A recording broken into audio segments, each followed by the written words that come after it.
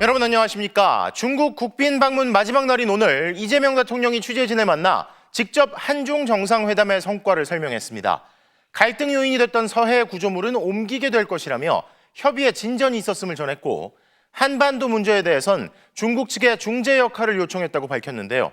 첫 소식 중국 현지에서 김재경 기자가 보도합니다. 새해 첫 외교 일정으로 치른 중국 국빈 방문. 이재명 대통령은 국익을 더 단단하게 하고 한중 관계를 성숙하게 발전시키는 일정이었다며 생각보다 진전이 있었다고 평가했습니다. 그러면서 몇 년 사이 양국의 갈등 요소로 불거진 서해 구조물이 일부 철수하게 될 거라고 예고했습니다. 양식장 시설이 2개 있다 그러고 그걸 관리하는 시설이 또 있다고 그래요. 근데 관리하는 시설은 그럼 철수할게 이래가지고 아마 옮기게 될 것 같아요. 한국과 중국 사이 공동으로 관리하는 바다에 아예 중간선을 그어 구조물이 철거된 이후에도 문제가 생길 소지를 없앤다는 겁니다. 우리 입장에서는 그냥 편하게 중간을 정확하게 그냥 그어버리자. 당신들 마음대로 써라. 그 안에서. 지금 그 얘기를 이제 실무적으로 하기로 한 거예요. 그럼 깔끔하잖아요. 그렇게 하기로 했어요. 베네수엘라 사태와 중일 갈등 와중에 시진핑 중국 국가주석이 올바른 편을 언급해 여러 해석을 낳았는데 이 대통령은 정상회담이라는 게 각자의 할 말을 하는 자리라면서 큰 의미를 부여하지 않는다고 답했습니다. 공자 말씀이라서 그렇구나 이렇게 생각했습니다. 시진핑 주석은 중국의 국가적 이익을 위해서 최선을 다하고 대한민국 대통령 이재명은 대한민국 국익을 위해서 최선을 다하는 것 아니겠냐. 미국과 패권 경쟁을 벌이며 일본과도 갈등 중인 중국의 상황을 알지만 한국이 특정한 입장을 취하진 않겠다는 것으로 해석됩니다. 북한 핵을 포함한 한반도 평화 문제에 대해선 이 대통령이 시 주석에게 중재자 역할을 요청했습니다. 다만 시 주석과 리창 총리 모두 인내심을 언급했습니다. 남과 북의 대화가 끊긴 상황에서 당장 큰 진전을 이루기는 힘들다는 중국의 현실 인식을 드러낸 겁니다. 시 주석께서는 지금까지 노력을 평가하고 인내심을 가질 필요가 있다 이런 얘기를 했습니다. 인내심에 관한 얘기는 시 주석뿐만 아니라 리창 총리도 똑같은 얘기를 하더군요. 이 대통령은 서해 구조물 문제는 해결책을 찾았지만 북한과의 대화는 갈 길이 멀다고 털어놨습니다. 그러면서도 미국과 중국 거대 양강을 중재자로 내세워 인내심을 가지고 계속 추진하겠다는 뜻을 확실히 했습니다. 상하이에서 MBC 뉴스 김재경입니다. 이 대통령은 또 중국과 한국이 서로 불필요한 혐오 감정으로 손해를 보고 있다며 이를 개선해야 한다고 강조했습니다. 특히 혐오 감정으로 인해 우리나라가 수출 등에서 더 손해를 보고 있다면서 중국발 부정선거론 같은 근거 없는 혐오 조장은 막아야 한다고 지적했는데요. 이어서 정상빈 기자의 보도입니다. 이재명 대통령은 한중 관계를 서로에게 필요한 관계라고 정의했습니다. 한반도 평화, 지역 내 안정뿐 아니라 경제 협력까지 함께 할 게 많은 만큼 갈등하고 혐오해선 안 된다는 겁니다. 중국은 세계 최대 거대한 시장이죠. 좀 무한한 가능성을 가진 땅입니다. 거기를 왜 우리가 배척합니까? 그러면서 한국에선 혐중 정서가, 중국에선 혐한 정서가 악화하는 동안 대중국 수출 수지가 적자로 전환되며 한국이 더 많이 피해를 입었다고 설명했습니다. 혐중 정서를 자극하는 일부 극우층이나 중국발 부정선거론에 대해선 정신 나간 소리라며 직설적으로 지적했습니다. 무슨 부정선거를 중국이 어쩌고 이런 정신 나간 소리를 해서 그 감정을 상하게 하면 되겠습니까? 근거도 없고 불필요하죠. 서해 구조물 문제나 쿠팡 정보 유출 사태 등을 혐오 정서의 배경으로 거론한 질문에는 범죄 행위자가 일본인이면 그때부터 일본인을 미워할 것이냐고 반문했습니다. 쿠팡의 그 범죄 행위자가 중국 사람이다. 어쩌라고요? 일본 사람이면 그러면 그때부터 일본 사람 미워할 겁니까? 그러면 쿠팡에 그 미국 사람 있으면 이제 미국 무지하게 미워해야 되는데 그건 왜 안 하는 거예요, 도대체? 이 대통령은 양국의 혐오 문제를 해결하는데 국가 차원의 구체적 노력이 필요하다는데 시진핑 주석과 공감했다며 판다를 언급했습니다. 우리나라 사람들이 팬더 좋아하는데 광주 우치동물원에 팬더나 한 쌍 보내주면 어떻겠냐. 실무 협의를 한번 해보기로 해서 지금 아마 하고 있을 겁니다. 한국에서 태어난 아기 판다 푸바오가 큰 사랑을 받았던 만큼 판다를 추가로 대여해 한중 우호의 상징으로 삼자는 취지입니다. 두 정상 사이 대화가 오간 뒤 베이징 현지에서 어제 바로 한중 관련 부처들이 실무 협의를 시작했습니다. MBC 뉴스 정상빈입니다. 앞서 보신 것처럼 근거 없는 혐오 조장을 지적하며 이 대통령은 때론 언론이 정리를 해줄 필요가 있다며 국내 사안에 대해서도 이야기를 이어갔습니다. 가령 검찰이 무리한 기소를 했다고 검찰을 비판할 법한 사안이라도 본인과 민주당이 관련된 문제에선 언론이 오히려 검찰을 두둔한다며 언론의 중립과 역할을 강조한 건데요. 또 한한령에 대해서는 잘 해결될 거라며 긍정적인 전망을 내놓기도 했습니다. 중국 현지에서 김정우 기자가 보도합니다. 서해 구조물 문제 등으로 불거진 국내 협중정서 해법을 묻는 질문에 이재명 대통령은 돌연 이 얘기 한번 해야 되겠다며 작심 발언을 시작했습니다. 법원이 검찰의 기소가 잘못됐다고 판결하면 언론도 검찰을 비판해야 하는데 본인이 연관되면 그렇지 않은 경우가 있다는 겁니다. 이재명이나 민주당이 관계가 되면은 법원이 판단이 잘못됐다고 검찰을 두둔해요. 그 이상하지 않습니까? 기소한 걸 잘 탓해야지.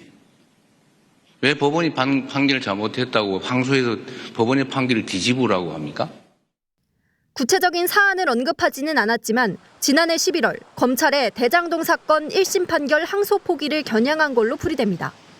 당시 검찰의 항소 포기 결정에 대해 법무부의 외압 의혹이 제기되는 등 논란이 불거졌는데 이에 대한 불편함을 드러낸 셈입니다. 이 대통령은 삐딱하게 서 있으니 세상이 삐딱하게 보이나란 생각이 들 때가 있다면서 근거 없는 혐중, 혐한 유도가 국민 경제에 피해를 준다고도 덧붙였습니다. 이어진 간담회에서는 한한령에 대한 긍정적인 전망도 나왔습니다. 이 대통령은 석자 얼음이 한꺼번에 녹겠느냐고 한 시진핑 주석의 발언을 인용하며 단계적으로 협의가 이루어질 거라고 했습니다. 봄도 갑자기 오진 않아요. 시간이 필요하죠.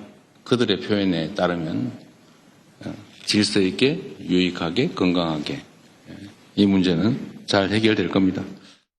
비공개 오찬까지 2시간가량 간담회를 진행한 이 대통령은 국빈 방문 마지막 일정으로 상하이 임시정부 청사를 방문했습니다.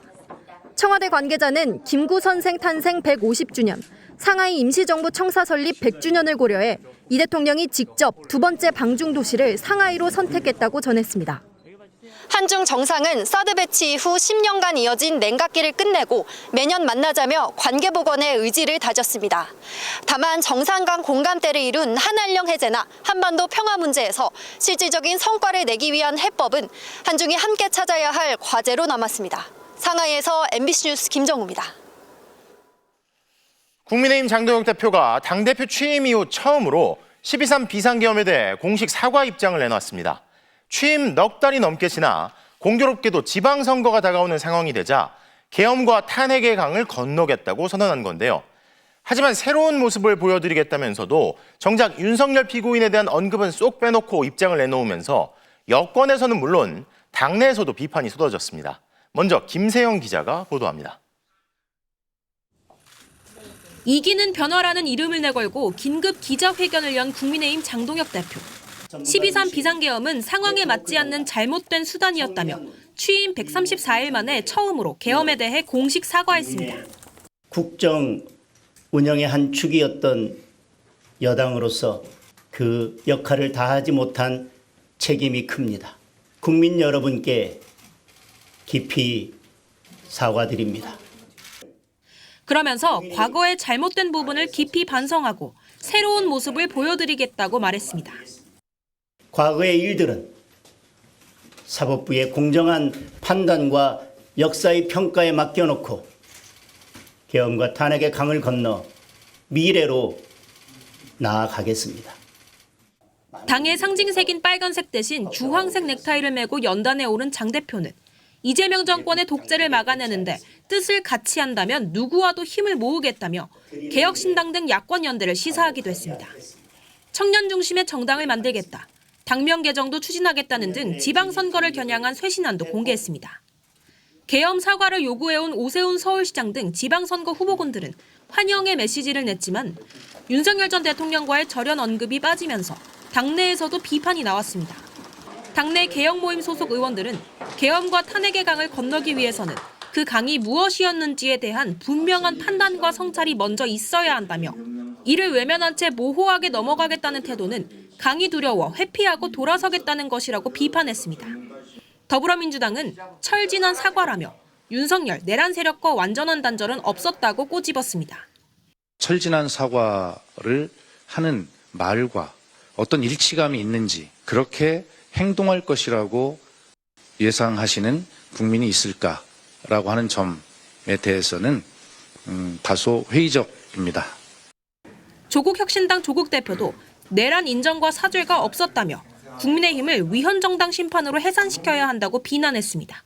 MBC 뉴스 김세영입니다. 이렇게 지방선거가 다가오자 국민의힘 장동혁 대표가 갑자기 사과 입장과 함께 당 쇄신안을 내놨지만 그게 실현 가능할지는 의문입니다. 장 대표 스스로가 강성 지지층을 기반으로 당대표가 됐고 국민의힘 내 극우 세력의 영향력을 키우며 본인의 입지를 다져왔다는 평가를 받기 때문인데요. 만약 방향을 전환하더라도 당내 반발을 이겨낼 수 있을까 싶은데 실제로 당장 국민의힘 내에선 쇄신안에 대한 반발이 터져나왔습니다. 공윤선 기자가 보도합니다. 강성 기조로 당대표에 오른 장동혁 대표. 전당대회 당시 윤석열 전 대통령을 면회하겠다는 공약을 내걸었습니다. 적절한 시점에 면회가 허용된다면 저는 면회를 가겠습니다.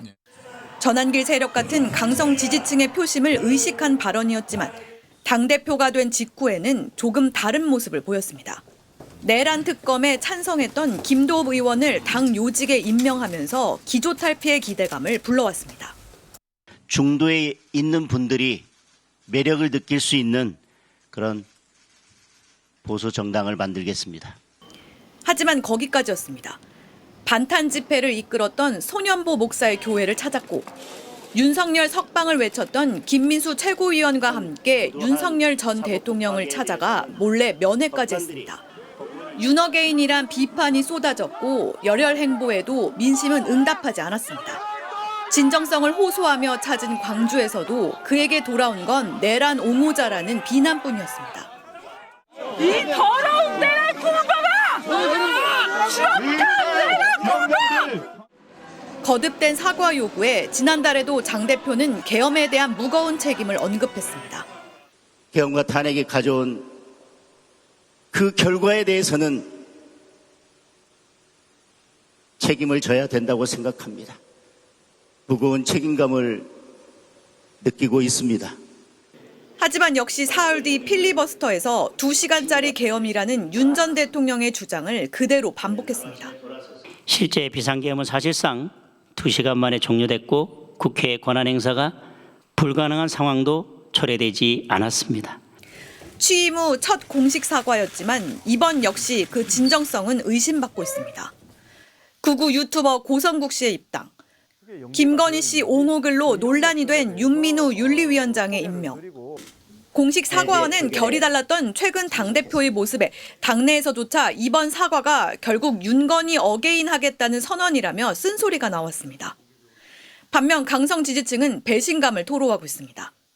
극우 성향 유튜버 전한기 씨는 윤 전 대통령 1심 선고를 앞둔 시점에서 판사들로 하여금 사형을 선고하라고 부추기냐며 장 대표를 성토하고 나선 겁니다.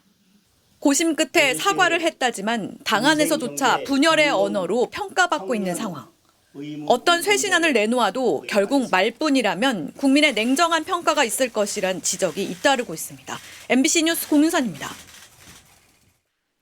하청업체 대표를 폭행한 사실이 드러난 유명 운동화 브랜드 호카 수입업체 대표가 결국 대표직에서 물러났습니다.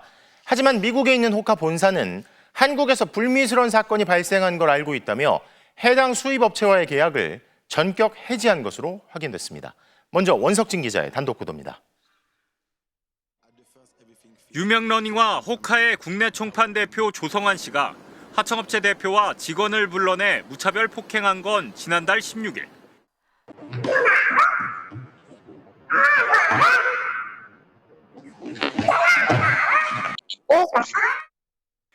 이들이 거래처를 빼앗으려 하고 자신을 욕하고 다닌다는 게 폭행의 이유였습니다.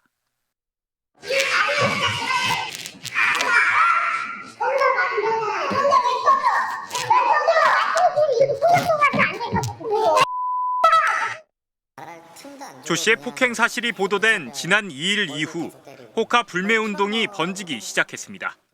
업체 측은 4일 밤 조 대표가 사안의 중대함을 무겁게 인식하고 깊이 반성하고 있다는 사과문을 발표했습니다. 하지만 파장은 가라앉지 않았습니다. 5일과 6일 이틀간 조이웍스앤코 주가는 14% 넘게 급락했습니다. 결국 조 씨는 오늘 사임했습니다. 조 대표는 모든 책임을 지고 대표이사직에서 사퇴하고 경영 일선에서 물러나겠다고 밝혔습니다. 또 물리력 행사가 정당화될 수 없다는 걸 잘 알고 있음에도 순간의 감정을 추스르지 못하고 돌이킬 수 없는 잘못을 저질렀다고 했습니다. 화를 다스리지 못한 대가는 컸습니다.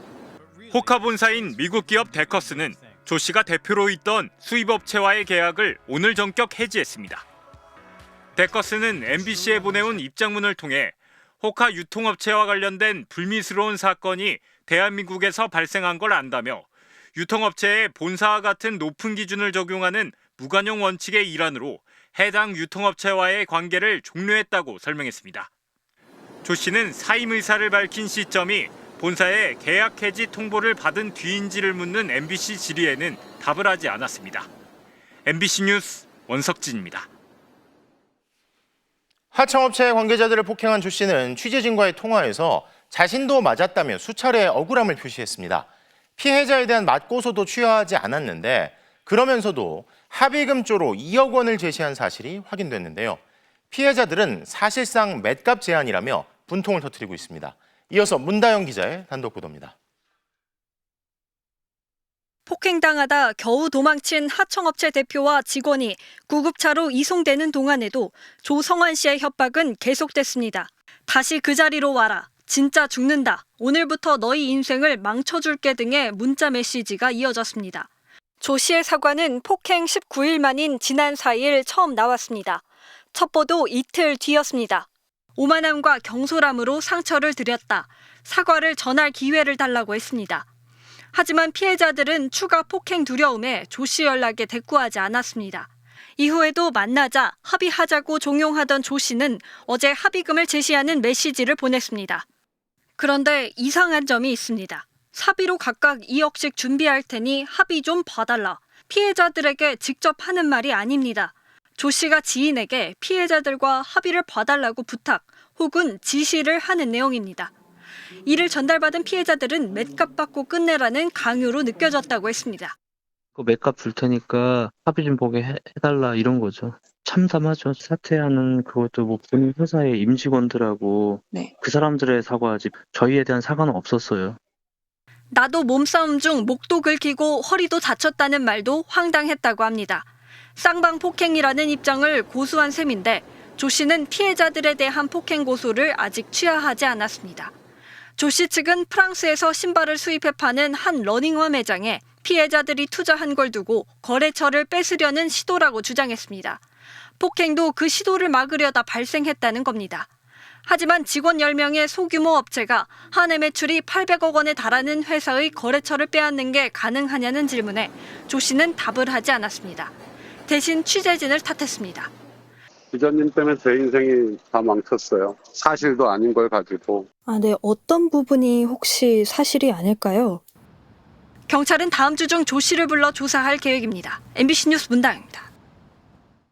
일용직 퇴직급 미지급 사건으로 논란이 됐던 쿠팡이 일정 기간 일한 노동자에게 지급해야 하는 주휴수당을 1년가량 체불한 사실이 드러났습니다. 자의적으로 만든 취업규칙에 근거한 건데요. 위법한 취업규칙을 바꾸라는 정부 지적에도 쿠팡은 요지부동입니다. 송서영 기자가 취재했습니다. 50대 이모 씨는 재작년 하반기부터 경기도에 있는 쿠팡 물류센터에서 물건 옮기는 일을 시작했습니다. 밤 9시부터 이튿날 새벽 6시까지 심야 노동입니다. 한 주에 2, 3일씩 나가는데 한 달이면 주휴 수당을 포함해 약 120만 원을 벌고 있습니다. 이틀 하면 뭐 주휴 수당까지 해서 괜찮다 이런 글들 보고 가봤던 거죠. 그런데 지난해 3월부터 한 달 수입이 20만 원가량 줄었습니다. 근무 일수에 따라 많게는 한 주에 5만 원까지 나왔던 주휴 수당이 사라진 겁니다. 쿠팡이 주 5일 이상 일해야 주휴 수당을 지급한다고 취업 규칙을 바꿨기 때문입니다. 앞으로 주휴수당은 없다는 선언으로 들렸다고 합니다. 한 3, 4일 연속을 하면 너무 힘든데 그걸 계속한다는 건 제 입장에서는 힘들어요. 근로기준법에 따르면 노동자가 일주일에 15시간 이상 일하면 사용자는 하루치 임금에 해당하는 주휴수당을 지급해야 합니다. 상위법에 위배되는 규칙을 만들어 정당한 임금을 주지 않는 건 불법이라는 지적이 나옵니다. 주 5일이라는 규정을 자의적으로 넣어놓고 거기에 일하지 않으면 주휴수당을 안 준다. 이거는 잘못된 거고. 지난해 10월 국회 국정감사에서 쿠팡 임금체불 문제가 도마 위에 오르자 정부는 쿠팡 취업규칙에 위법 소지가 있다고 지적했습니다. 그러면서 취업규칙을 바꾸고 법대로 주휴수당을 지급하라고 쿠팡에 명령했습니다. 하지만 바뀐 건 없습니다. 쿠팡은 근로계약서 본문 아래 별지를 통해 주 5일 출근에 근무한 경우라는 주휴수당 지급 요건을 여전히 유지하고 있습니다. 쿠팡 측은 주휴수당 지급 방침을 되돌리지 않는 이유를 묻는 MBC 질의에 아무런 입장을 밝히지 않았습니다. MBC 뉴스 송서영입니다. 쿠팡의 주휴수당 미지급 문제는 일용직 노동자의 퇴직금 수령 조건을 까다롭게 바꿔 기술적으로 퇴직금을 미지급했다는 의혹과도 사실상 판박이 구조였습니다. 그나마 퇴직금 미지급 문제는 특검의 집중 수사 대상이 됐지만 주휴수당 미지급 문제는 제대로 알려지지 않았는데 왜 문제 제기가 어려웠던 걸까요? 김지인 기자의 보도입니다. 주휴수당을 떼었다는 쿠팡 일용직 노동자는 한둘이 아닙니다. 1년 가까이 매주 5만 원가량 받지 못해도 목소리를 내기 힘들다고 합니다. 입을 열면 잘릴 거란 공포 때문입니다. 아시다시피 일용직 노동자는 항의하는 순간 다음부터는 안 뽑혀요. 당장은 일용직 근무밖에 시간이 없는데 블랙리스트로 오르고 좀 근무 승인을 안 해주지 않을까 그런 걱정이. 하루하루 고용 여부가 결정되는 일용직에게 절박한 건 당장의 일자리입니다. 몇만 원 수당에 신경 쓸 겨를이 없단 겁니다. 지금 이 일이 끊기면은 그 월급 100이 끊기는 게 아니라 체감은 한 500 끊기는 거나 마찬가지거든요. 그래도 억울한 마음에 노동청 문을 두드려봐도 별 소용이 없었다고 합니다. 임금체불 신고한 사람이 또 있다고 하긴 하더라고요. 보고 있으니까 기다려달라고만 그렇게 말씀했었어요. 쿠팡 주휴수당 체불은 특정 지역에 국한된 문제도 아닙니다. 서울, 경기, 대구 등 전국 각지에서 잇따르고 있습니다. 쿠팡 일용직 노동자들이 모인 인터넷 커뮤니티에도 주휴수당 바뀌고 너무 힘들다, 받을 방법이 없어 답답하단 글이 계속 올라오고 있습니다. 일용직들이 퇴사를 각오하고 주휴수당 체불을 신고하더라도 쿠팡이 처벌받을 가능성은 높지 않아 보입니다. 지난 2023년 한 해 동안 임금체불 신고 사건 가운데 기소 의견으로 송치된 건 10건 중 1건에 불과합니다. 지급하면 처벌 안 되고 이런 것들이 반복되다 보니까 가장 악용을 한 사례 중에 하나가 아닌가 싶기도 해요. 일용직은 사람으로 안 본 것 같아요. 입이 있어도 말하지 못하는 일용직들은 쿠팡을 상대한다는 게 달걀로 바위치기와 같다고 조심스럽게 전했습니다. MBC 뉴스 김지인입니다. 쿠팡을 탈퇴하는 이른바 탈판 고객을 겨냥해 유통업계가 빠르게 움직이고 있습니다.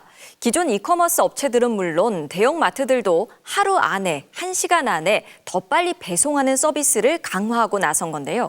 과연 쿠팡의 로켓 배송과 새벽 배송을 대체할 수 있을까요? 송재원 기자입니다. 대형마트 곳곳을 돌아다니며 식재료를 담는 건 고객이 아닌 마트 직원.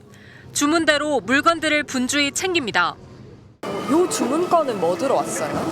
애들 과자 같은 거, 그리고 채소, 그리고 토마토, 두부 이런 종류들. 오후 3시까지 주문하면 당일 배송, 빠르면 3시간 만에 받을 수 있습니다.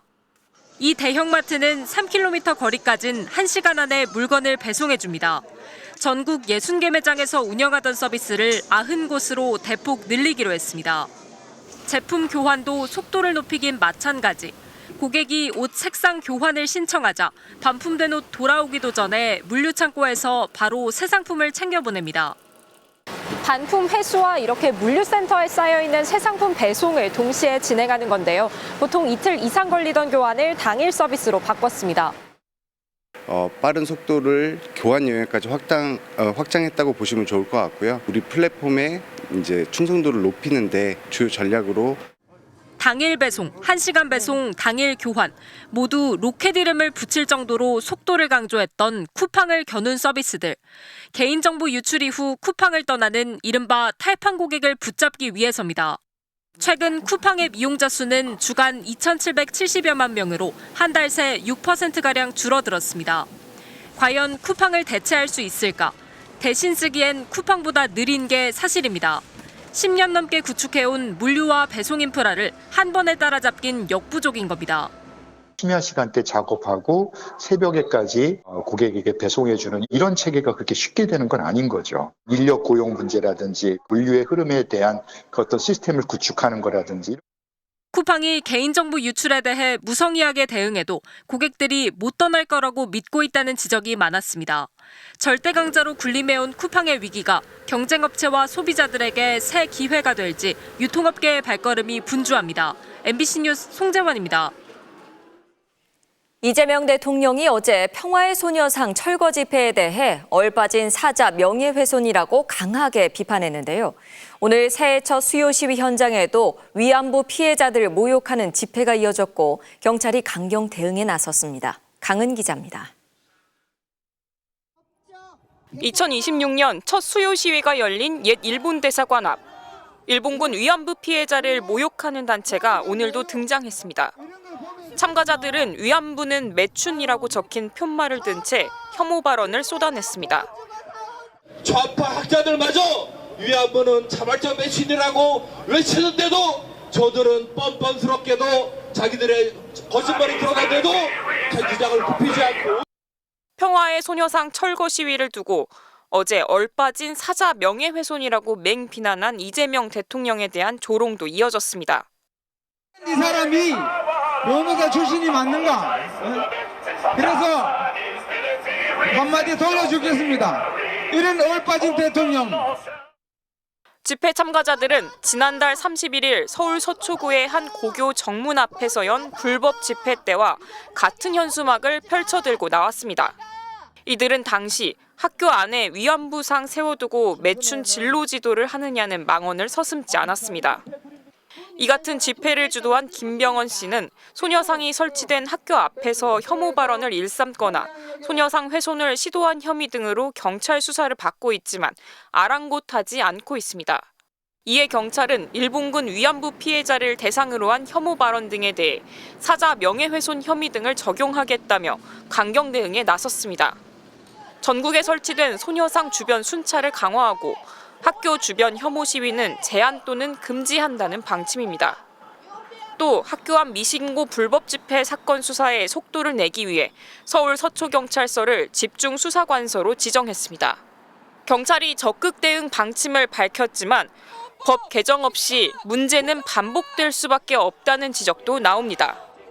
역사 부정이 심각해지고 위안부 피해자들에 대한 이 명예훼손이 심각해지고 있는 상황입니다.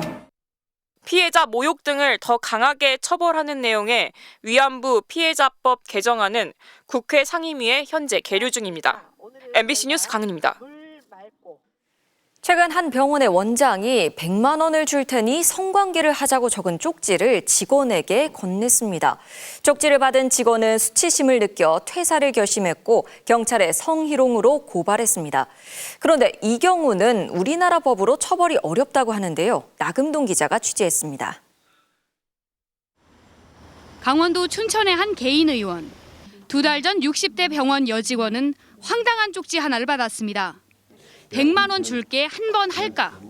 진료실을 나온 70대 남자 원장이 돈을 줄 테니 성관계를 갖자는 내용을 갑자기 쪽지에 써 건넨 겁니다. 받는 순간에 정신이 없었어요. 막 하얘져가지고 제가 그 원장님을 얼굴이 막 벌게지면서 이렇게 쳐다봤거든요. 여직원이 항의하자 의사는 농담이라며 진료실로 들어가 버렸습니다. 13년간 근무했지만 수치심에 여성은 병원을 그만두고 경찰에 성희롱을 신고했습니다. 의사는 사과가 받아들여지지 않자 협박해서 돈을 받으려 한다. 무고죄를 언급하며 여성을 압박했습니다. 저는 제가 뭘 잘못한 건가 그런 생각. 그러니까 진정성 있는 사과를 원하는 건데 이렇게 자꾸 문자로 해갖고 사람을 더 괴롭히면 경찰 수사는 물론 강원도 의사회까지 조사에 나서자 의사는 갑자기 치매 의심 증상으로 검사를 받았다며 입원하겠다고 밝혔습니다. 그런데 문제는 또 다른 데 있었습니다. 경찰 수사가 성희롱 혐의 적용에 난항을 겪고 있다는 얘기를 들은 겁니다. 알고 보니 한국은 언어 성희롱을 처벌하면 표현의 자유를 억압할 수 있다며 모욕죄나 직장 내 성희롱으로 대신하게 해놓은 겁니다. 하지만 모욕죄는 주변에 사람이 있거나 내용이 알려져야 하는 공연성이 있어야 하고 직장 내 성희롱으로 판단할 수 있지만 형사처벌이 아니기 때문에 이 여성은 명백한 성희롱 증거가 있는데도 의사에게 형사적 책임을 물을 수 없는 상황이 될 가능성이 큰 겁니다. 하지만 프랑스, 독일, 이탈리아, 캐나다 등에선 언어적 성희롱을 처벌할 수 있게 했습니다. 표현의 자유를 빌미로 피해자를 만들어선 안 된다는 얘기입니다. 그러니까 명시적으로 성적 모욕감을 느꼈음에도 불구하고 가해자를 법적 처벌할 수 없다는 현실이 피해자들을 어떤 식으로 보호를 해야 될지 피해자의 고통을 더 가중시키는 노골적인 성적 모욕조차 법적으로 제대로 보호하지 못하는 탓에 애꿎은 피해자들만 냉가슴을 앓고 있습니다. MBC 뉴스 나금동입니다. 현대자동차그룹이 세계 가전박람회 개막을 앞두고 공개한 로봇 아틀라스가 많은 주목을 받고 있는데요. 오늘 관련 주가도 급등했고 앞으로 메모리 수요가 지속해서 늘어날 거란 기대에 반도체주와 코스피도 상승했습니다. 남유정 기자입니다. 피지컬 AI의 각축장이 된 올해 CES. 가장 큰 환호는 현대차그룹이 선보인 아틀라스에 쏟아졌습니다. We are so excited to bring Atlas into the world. 두 발로 자연스럽게 걸어가고 손을 흔드는 모습은 인간을 빼닮았습니다. 하지만 몸을 완전히 접은 채 누워있다 일어나고 허리를 굽혀 뭔가 집은 뒤 뒤돌아서는 모습은 사람과 완전히 다릅니다.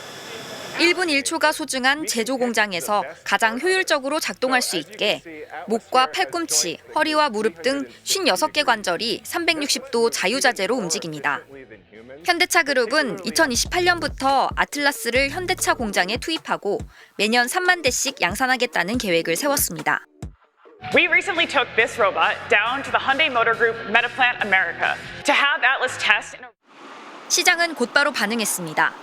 현대차는 14% 가까이 급등하며 사상 최고가를 갈아치웠고 현대차 그룹주도 일제히 상승했습니다. 성큼 다가온 피지컬 AI 시대. 메모리 반도체도 다시 주목받고 있습니다. And obviously, if you have a long conversation with that AI, over time, that memory, that context memory is going to grow tremendously. 피지컬 로봇의 AI 추론 성능을 극대화하려면 더 많은 메모리가 필요하기 때문입니다. AI 추론 시장이 열리면서 범용 반도체 수요가 급격히 늘어나고 있습니다. 범용 반도체도 가장 잘 만드는 회사가 삼성전자하고 SK 하이닉스거든요. 삼성전자와 SK 하이닉스는 새해 들어 최고가 행진을 이어가고 있습니다.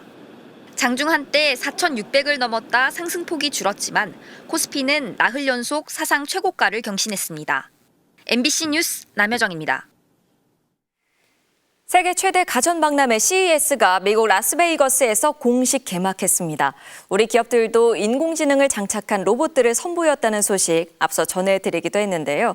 현장 분위기와 또 자율주행에 AI까지 얹어 진화한 최신 자동차 기술까지 현지에서 지윤수 기자가 전해드립니다. 네, 이곳 라스베이거스는 최첨단 기술 경쟁이 뜨겁게 달아오르는 분위기입니다. 최대 승부처는 역시 AI, 인공지능인데요. 가전과 스마트폰, 자동차와 중장비까지 모든 제품군이 AI 기술의 격전지입니다. 우리 기업 전시장도 종일 붐볐는데요. 삼성은 130인치 역대 최대 초고화질 TV와 함께 AI가 스며든 일상을 선보였습니다. 현대자동차는 곧 공장에 투입될 로봇 아틀라스를 깜짝 공개 화제가 됐고 LG도 가설을 돕는 로봇을 내놨습니다. 차세대 AI 칩과 플랫폼도 속속 공개됐는데요. 특히 엔비디아 젠슨 황은 피지컬 AI 첫 시장으로 자율주행차를 지목했죠. 정말 젠슨 황 말대로 자율주행 세상이 성큼 다가온 건지 전시회장을 둘러봤습니다. 버튼을 누르자 운전대가 사라지고 운전석, 조수석 가운데 있던 화면이 운전자 앞으로 움직입니다. It's quite simple. 차가 자율주행할지 운전자가 운전할지 선택하는 겁니다. When there's a screen. Yeah. So the airbag is up here and down below, so it has dynamic safety. 선박, 항공기, 중장비까지 자율주행은 기본 사양이 돼버렸습니다. 자율주행으로 운행되는 중장비입니다. 여기에 있는 오토 버튼을 한번 누르면요, AI가 밭의 상황을 파악해서 속도와 방향, 강도를 조절합니다. 그렇다고 AI, 인공지능이 운전만 하는 건 아닙니다. LG전자의 AI가 운전자 동작을 인식합니다. 운전자가 어딜 보는지 시선을 확인해 필요할 법한 정보를 띄워줍니다. 신호등을 보면 남은 시간을 알려주고, 광고판을 보면 상품을 보여줍니다. 마치 운전자와 차량이 교감하는 듯한 느낌을 줍니다. 운전자 기분을 파악해 음악과 조명을 조절합니다. 업종사의 경계는 허물어졌습니다. 현대차 아닌 LG가 차량을 전시하고, 가전업체 소니는 혼다와 협업합니다. IT 업체 구글은 소프트웨어에 집중하면서 현대차와 제휴해서 차체를 공급받습니다. The next generation Waymo driver can drive in harsher weather conditions like snow. 이제 하나의 전자기기가 된 모빌리티. 스마트폰이 발전해온 것처럼 소비자 선택을 받기 위해 새로운 경험을 제공하려는 경쟁이 본격화됐습니다. 라스베이거스에서 MBC 뉴스 지윤수입니다. 중국이 일본에 대해 이번엔 히토류 수출 통제 카드로 압박 수위를 더 높이고 있습니다. 중국은 일본의 군사력 강화에 도움되는 물품을 수출 금지하는 거라며 다카이치 총리의 발언 철회를 거듭 촉구했는데요. 먼저 베이징 이피리 특파원입니다. 일본에 대한 이중용도 품목 수출 통제 강화. 중국 상무부가 발표한 올해 1호 정책입니다. 이중용도 품목이란 민간 상업 목적으로 개발됐지만 군사적 용도로도 사용 가능한 상품이나 기술을 말합니다. 중국이 정한 이중용도 품목은 800여 개. 그중 중국의 가장 강력한 무기는 히토류입니다. 방사선 치료, 레이저 제작부터 항공기 부품까지 첨단 산업에 사용되는 12종류의 히토류가 이 이중용도 품목에 포함되어 있습니다. 또 전략광물과 고성능 암호 장비 등도 해당됩니다. 중국은 수출 금지 상대를 일본 군사 사용자부터 일본 군사력 강화에 도움이 되는 기타 최종 사용자까지 포괄적으로 특정했습니다. 일본 자위대나 방산업체는 물론이고 군사 안보 기술을 연구하는 대학이나 민간 연구기관까지 모두 금지 대상이라는 뜻입니다. 나아가 제3국을 통한 우회 수출도 원천 차단했습니다. 原产于中华人民共和国的相关两用物项转移或提供给日本的组织和个人，将依法追究法律责任。 지난 2010년 센카쿠 열도 분쟁 땐 히토류 수출 허가 제한 수준이었지만 이번엔 이중용도 물자 전체를 전면 금지하는 수위 높은 보복 조치를 시작한 겁니다. 그러면서 일본 총리의 대만 유사시 발언을 잊지 않고 있음을 강조했습니다. 我们敦促日方正视问题根源，反思纠错，撤回高市早苗首相的错误言论。 중국군도 SNS에서 이중용도 물자 수출 금지는 일본 군사력 증강 움직임을 막기 위한 것이라고 재확인했습니다. 중국 상무부는 이 같은 조치를 발표한 지 하루 만인 오늘 일본에서 수입되는 반도체용 핵심 화학물질 디클로로실란에 대해 반덤핑 조사에 착수한다고 발표했습니다. 중국의 대일본 보복 조치가 어디까지 또 언제까지 계속될지 가늠하기 어려운 국면으로 접어들고 있습니다. 베이징에서 MBC 뉴스 이필입니다. 중국이 전격적으로 수출 규제를 발표하자 일본 정부는 당황하는 분위기입니다. 핵심 광물과 히토류가 포함될 경우 일본 경제에 상당한 타격이 예상되기 때문인데요. 이어서 도쿄 신지영 특파원입니다. 일본은 한마디로 허를 찔렸다는 분위기입니다. 한 외무성 관계자는 아사히 신문에 왜 이 타이밍에 중국이 조치에 나섰는지 알 수 없다고 밝히기도 했습니다. 외무성은 새벽에야 주일 중국 대사관에 강하게 항의를 했다는 내용의 자료를 배포했고 정부 대변인은 하루가 지난 오늘 오전 공식 브리핑을 통해 매우 유감이라고 말했습니다. 我が国のみをターゲットにした今般の措置というものは国際的な慣行と大きく異なり決して許容できず極めて遺憾であります. 다만 구체적으로 수출 규제 대상이 어디까지인지는 알 수 없다고 했습니다. 중국이 수출 허가 관리 대상으로 삼는 이중용도 품목 및 기술만 800개가 넘습니다. どの産業にどういう影響があるかそれについてもまだ精査分析をしなきゃいけないと。 관리 대상 목록 중 일본이 가장 우려하는 게 핵심 광물과 히토류입니다. 일본은 지난 2010년 중국의 히토류 통제로 홍역을 앓은 뒤 수입처 다변화를 꾀했지만 여전히 2024년 전체 히토류 금속 수입의 60% 이상은 중국산입니다. 특히 전기차에 쓰이는 디스프로슘, 테르뷴 등은 거의 100% 중국에 의존하고 있습니다. 관리 목록에 있는 흑연 역시 거의 대부분 중국산인데 반도체와 배터리 공정에 없어선 안 될 소재입니다. 노무라 종합연구소는 만약 중국이 히토류 수출을 석 달 동안 통제할 경우 GDP는 0.11%, 1년간 이어지면 0.43% 하락할 걸로 내다봤습니다. 연간 0%대 저성장을 기록 중인 일본에겐 막대한 타격이며 특히 경제 성장을 목표로 내건 다카이치 내각엔 치명타가 될 수 있습니다. 이 때문에 중국의 이번 조치가 중일 갈등의 분수령이 될 거란 전망도 나옵니다. 일본은 지난 2018년 한국 대법원이 전범 기업에 대한 배상 판결을 내리자 이듬해 반도체 핵심 소재 3가지에 대한 수출 규제를 단행한 바 있습니다. 도쿄에서 MBC 뉴스 신지영입니다. 미국 백악관이 그린란드를 병합하기 위한 논의를 실제로 하고 있고 이를 위해 미군도 활용할 수 있다고 밝혔습니다. 미국의 위협이 현실화되자 러시아 때문에 만난 유럽 정상들이 갑자기 미국에 대항해 공동 성명을 내는 지경에까지 이르렀는데요. 베를린 이덕영 특파원입니다. 베네수엘라 군사작전 직후 트럼프 대통령의 거듭된 그린란드 발언이 논란이 되자 루비오 국무장관은 힘으로 뺏는 게 아니라 돈을 주고 사려는 거라고 진화에 나섰습니다. 미국의 침공이 임박했다는 것이 아니라 덴마크를 협상장으로 끌어내기 위한 압박 차원이었다는 겁니다. 그런데 캐롤라인 백악관 대변인이 다시 나섰습니다. 그는 트럼프 대통령이 다양한 선택지를 논의하고 있다며 미군을 활용하는 것은 언제나 선택지 가운데 하나라고 했습니다. 그린란드 획득이 미국 국가안보의 최우선 과제라며 미국의 이익을 위해 군사적 선택도 고려하고 있다고 확인한 것입니다. 앞서 스티븐 밀러 백악관 정책 부비서실장도 무력도 배제하지 않고 있음을 내비쳤습니다. Nobody's going to fight the United States militarily over the future of Greenland. 그린란드는 북극 지역의 전략적 요충지이기도 하지만 히토류 같은 희귀 자원이 풍부한 데다 300억 배럴이 넘는 석유와 가스가 매장돼 있습니다. 유럽은 미국의 침공이 더 이상 말에 그치지 않을 것이라고 보고 있습니다.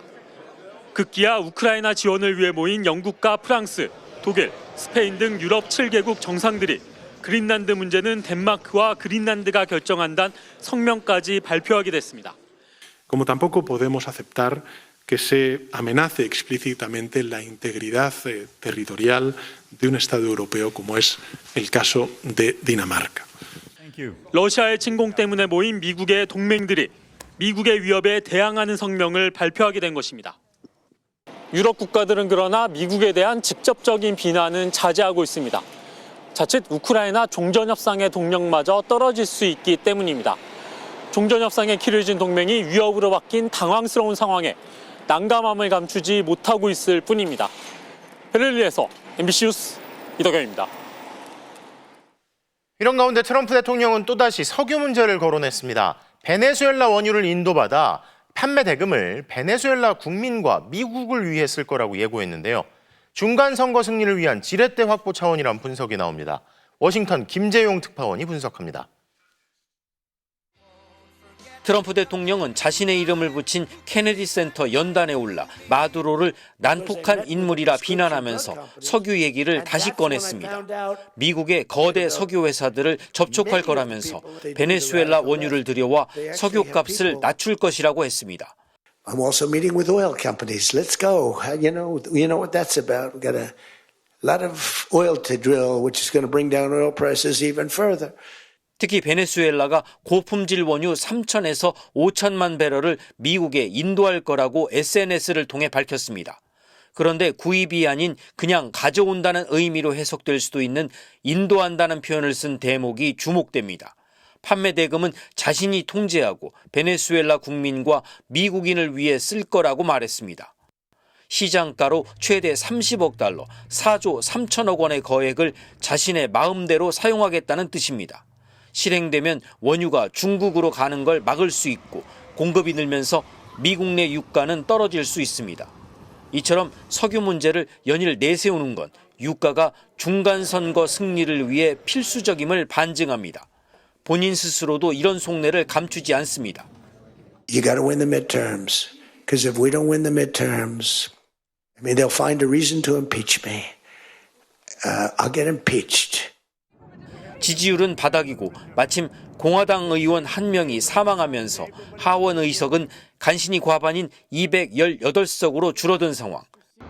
자신의 국내 정치적 이익을 위해서 주권국을 침공했다는 시선을 피하기 어렵습니다. 야권은 조폭 전략이라고 비난하고 있습니다. 하지만 핵심 측근 스티븐 밀러 백악관 부실장이 이익 확보를 위해 군사력을 쓴다고 CNN 인터뷰에서 밝혔듯 목적 달성을 위한 거침없는 힘자랑은 계속될 가능성이 높아 보입니다. 워싱턴에서 MBC 뉴스 김재용입니다.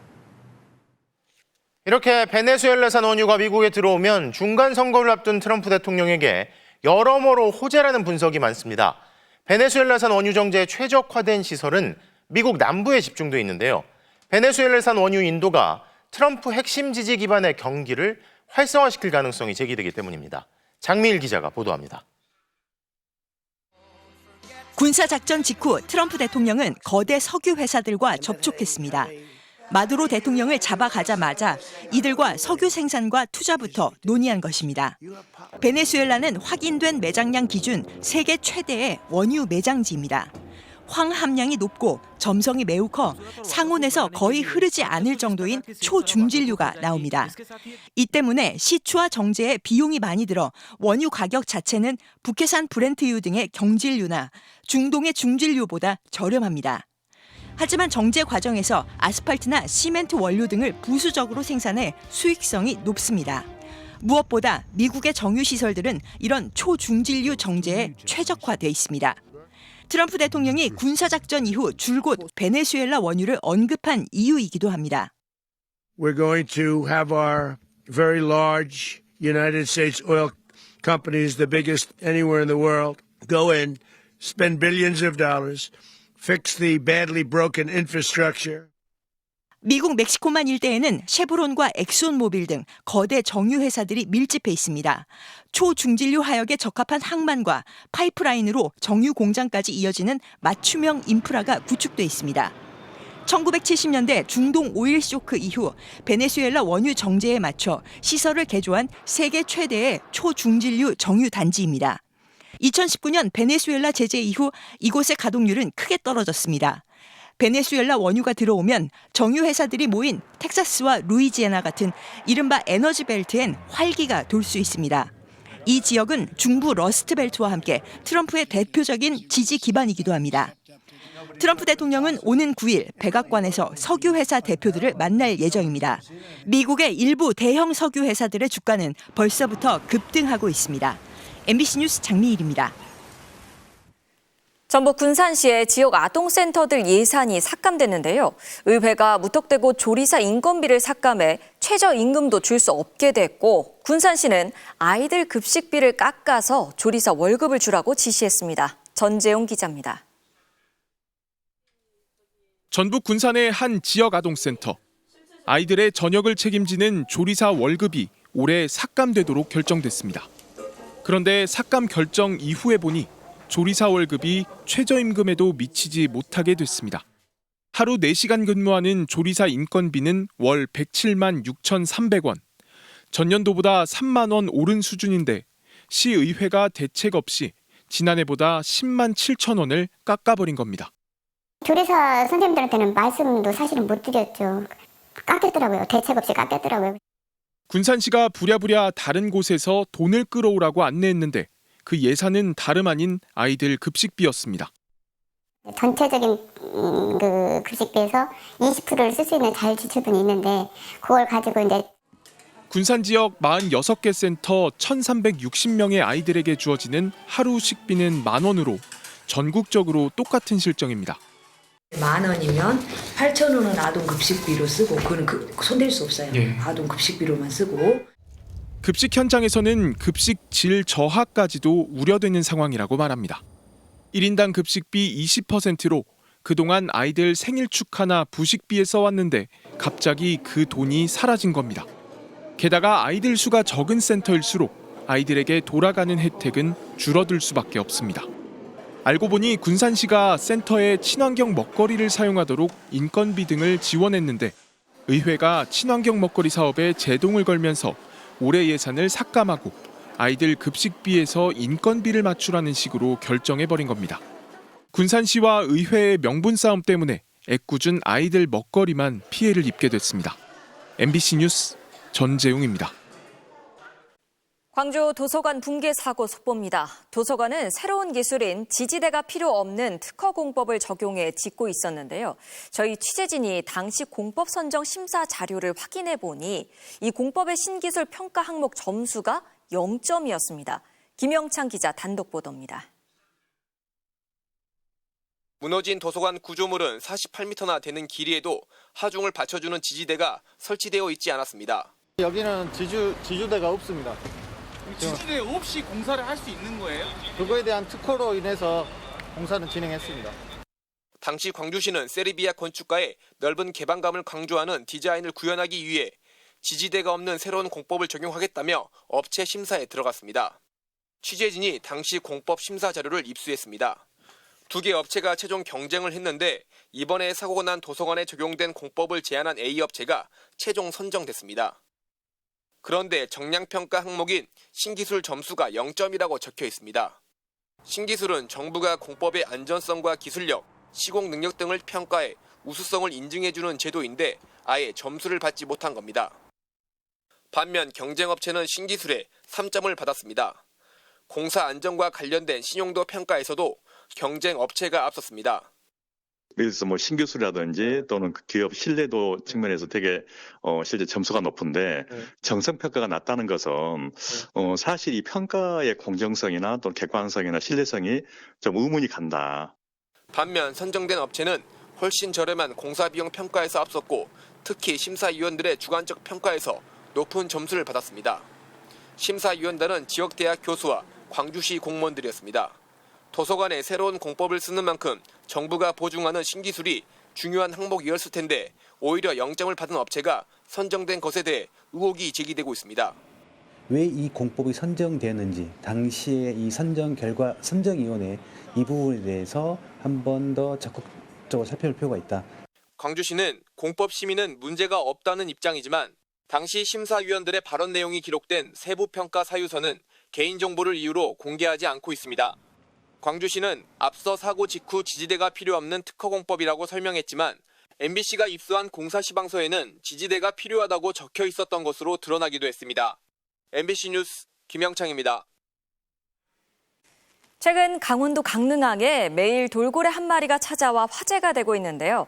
마치 친구나 애인을 찾아 놀러 오듯 특정 요트 주변을 맴도는데 지난달부터 매일 찾아오고 있습니다. 돌고래로서 이례적인 현상입니다. 김영호 기자가 단독 보도합니다. 매끈한 회색 피부의 돌고래가 다가와 물 밖으로 머리와 등을 내밀더니 큰 숨으로 물을 내뿜습니다. 지난달부터 강릉항에 거의 매일 나타나고 있는 남방 큰 돌고래입니다. 오늘 아침부터 왔네. 오후에 출항하는 관광 요트 주변을 기웃거리며 먼 바다로 나가자는 듯 재촉합니다. 나가자고. 근데 이따가 오후에 나가야 돼. 지금은 아니야. 사람을 경계하지 않습니다. 돌고래. 나온다. 우와. 지난해 8월 처음 강릉항 밖 해역에 나타난 돌고래는 지난달부터 매일 강릉항 안쪽으로 들어와 요트를 만나고 있습니다. 배를 빙빙 돌다가 밖으로 나가면서 따라오라는 듯이 그런 행동을 몇 번 하다가 안 따라가면 이제 또 없어지고. 주민들은 돌고래에 안목이라는 이름을 붙였는데 확인 결과 제주 해역에서 주로 사는 남방 큰 돌고래였습니다. 전문가들은 돌고래가 요트에 애정과 관심을 보이는 점을 이례적으로 보고 조사를 시작했는데 다 성장하지 않은 10살 정도의 수컷이 무리에서 떨어졌을 가능성도 있습니다. 사회적인 동물이거든요. 그래서 무리를 이룬 생활을 하는데 무리에 다시 합류하기 전까지는 아마 계속 이런 모습들을 보일 것 같은데 또 안목이 이외에 다른 무리가 강릉항 인근 해역에서 확인될 경우 남방 큰 돌고래의 서식 지도를 다시 그려야 할 만큼 큰 발견이 될 수도 있다고 설명했습니다. 전문가들은 남방 큰 돌고래는 멸종 위기 준위협종으로 안모기가 경계 없이 접근하더라도 손으로 만지거나 소리를 지르는 행동은 자제할 것을 당부했습니다. MBC 뉴스 김용호입니다. 한 해 평균 700만 원이 넘는 비싼 등록금 마련을 위해 학기 중 아르바이트에 휴학을 반복하는 대학생들이 적지 않은데요. 정부가 대학들의 등록금 동결을 유도했던 국가장학금 2유형 폐지를 검토하고 있어 앞으로 등록금이 더 인상될 것으로 보입니다. 재은효 기자입니다. 초등 영어학원에서 아르바이트 강사로 일하는 대학생 김민지 씨. 18학번으로 진작 졸업해야 했지만 등록금 마련을 위해 휴학을 반복해야 했습니다. 이제야 졸업할 수 있게 됐지만 여전히 학자금 대출은 2천만 원 넘게 남아 있습니다. 매 학기 등록금을 내고 등록금 고지서를 받는 그 순간이 늘 되게 두려운 순간이었거든요. 취업한 이후에 내가 먼저 갚아야 할 빚이 굉장히 많다는 게 저에게 큰 압박으로. 사회에 첫 발을 내딛기도 전에 등록금 부담으로 빚을 짊어지게 된 대학생이 7명 중 1명에 달합니다. 2024년 기준 학자금 대출 잔액도 2조 원을 넘었습니다. 그런데 등록금 부담은 더 커질 것으로 보입니다. 교육부가 등록금 동결을 조건으로 대학에 지원하던 국가장학금 2유형 폐지안을 검토하고 있기 때문입니다. 등록금을 17년간 동결하며 재정이 한계에 와 있다는 대학들의 주장을 받아준 겁니다. 브레이크를 걸 만한 수단이 또 하나 더 사라졌다 생각해서 당장의 숫자가 올라가는 거다 보니까 등록금이 올라간다는 것 자체가 부담이자 두려움이지 않아요. 이미 지난해 70%의 대학들이 정부 지원을 포기하고 등록금을 올렸고 올해도 절반 넘는 사립대학들이 인상을 계획하고 있습니다. 올해 등록금 인상 상한선은 3.19%. 여기에 사립대학들은 등록금 인상 한도를 법으로 규제하는 것에 대해서도 헌법 소원을 준비하고 있습니다. 교육단체들과 학생들은 학생 등록금에만 기대 재정을 운영하고 있는 국립사립대학들의 고질적인 문제 해결이 먼저라고 지적합니다. MBC 뉴스 재은효입니다.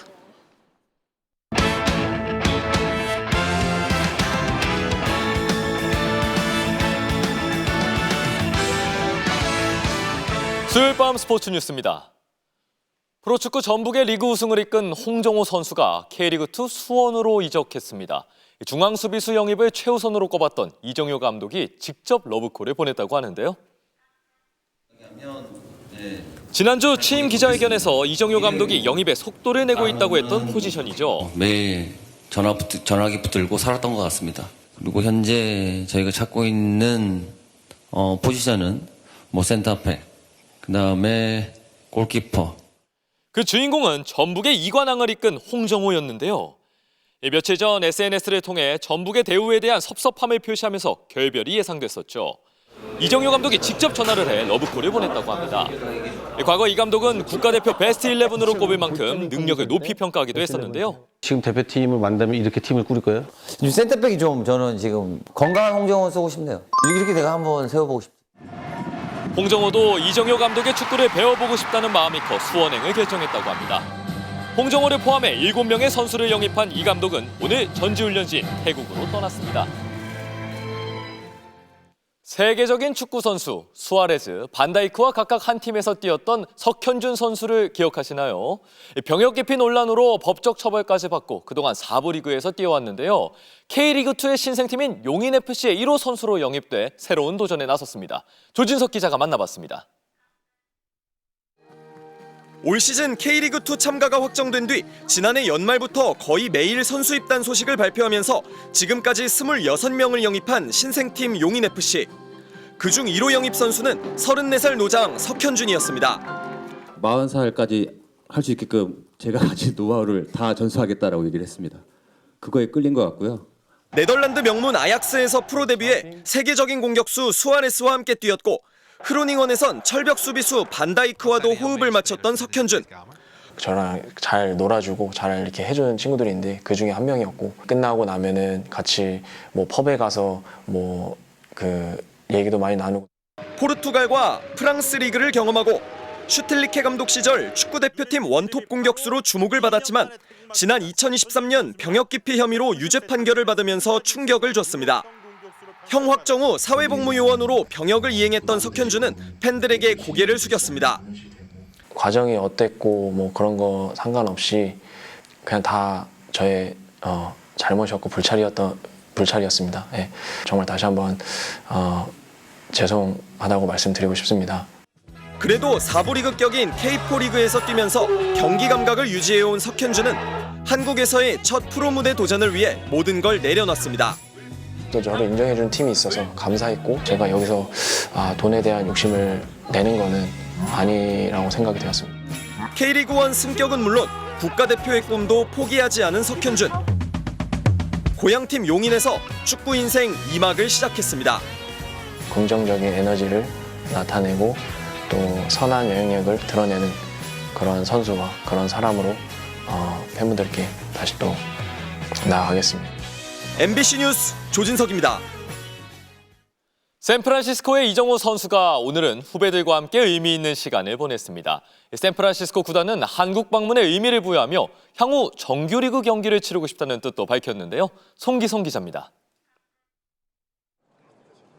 이정후가 모교 후배들 앞에 섰습니다. 샌프란시스코 외야 코치와 함께 실제 빅리그에서 진행되는 훈련을 돕기도 했고 자신만의 타격 노하우도 전수했습니다. 본인만의 루틴을 만들어야 돼. 케이지에서 어떻게 할 건지. 이렇게 던져준다고 대충 치고. 이정우의 팀 동료 아담에스는 2017년 샌프란시스코에서 뛰었던 황재균과 호흡을 맞춰 직접 수비 훈련에 참여했습니다. 바이텔로 감독도 적극적으로 펑고를 쳐주며 고교 선수들을 독려했습니다. 이정우는 직접 공까지 운반하면서 10년 전에 자신을 돌아봤고 저는 엄청 말랐고요. 남들보다 멀리 칠 수 있는 능력이 없었고 남들보다 공을 잘 맞출 수 있는 능력을 극대화시키자라는 생각을 많이 해서 후배들도 특별한 경험을 소중하게 간직했습니다. 값어치로 생각하면은 이정우 선수 계약금 정도로 말할 수 없이 진짜 큰 시간인 것 같습니다. 이정우와 소통하기 위해 방한한 바이텔로 감독도 이번 만남에 의미를 부여했습니다. You have to know where they're from, how they grew up. It's been special to me to start that relationship, so I'm looking forward to the days to come. 샌프란시스코 구단은 미래를 기약했습니다. Played most recently in Mexico City. We'd be very interested in coming to Seoul to play a game a year in the near future. MBC 뉴스 송기성입니다. 밀라노 동계올림픽 개막을 한 달 앞두고 우리 선수단이 출사표를 밝혔는데요. 쇼트트랙과 스피드스케이팅 등에서 금메달 3개 이상을 따내겠다는 결의를 다졌습니다. 수요일 밤 스포츠 뉴스였습니다.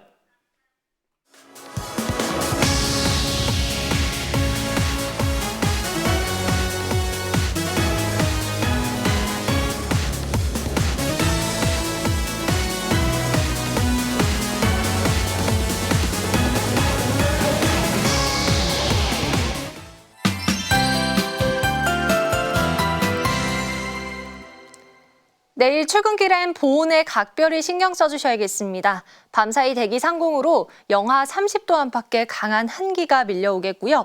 찬바람도 강하게 불면서 하루 사이 기온이 10도 이상 크게 떨어지겠습니다. 오늘 밤 9시를 기해서 서울 등 중부와 경북 지역엔 나흘 만에 한파주의보가 다시 내려지겠고요. 내일 서울의 최저기온이 영하 9도, 대관령 영하 17도, 장수 영하 10도까지 떨어지겠습니다. 실제 체감온도는 6도가량 더 낮을 것으로 보입니다. 다행히 이번 한파는 오래가지 않고요.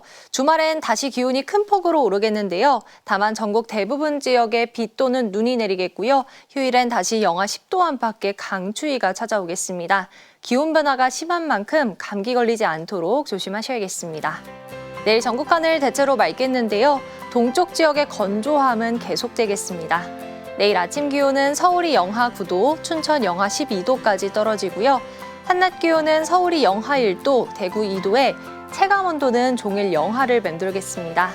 다음 주 월요일에는 서쪽을 중심으로 또다시 비나 눈이 내릴 전망입니다. 날씨였습니다.